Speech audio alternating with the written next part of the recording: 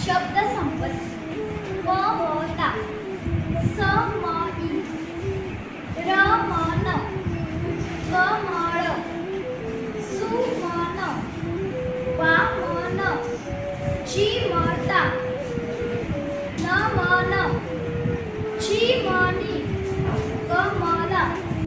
नामपदार्थ शब्द वापरला त्याला सर्वनाम असे म्हणतात. सर्वनामाचे प्रकार. पुरुषवाचक सर्वनाम तू आम्ही तुम्ही तो ती ते.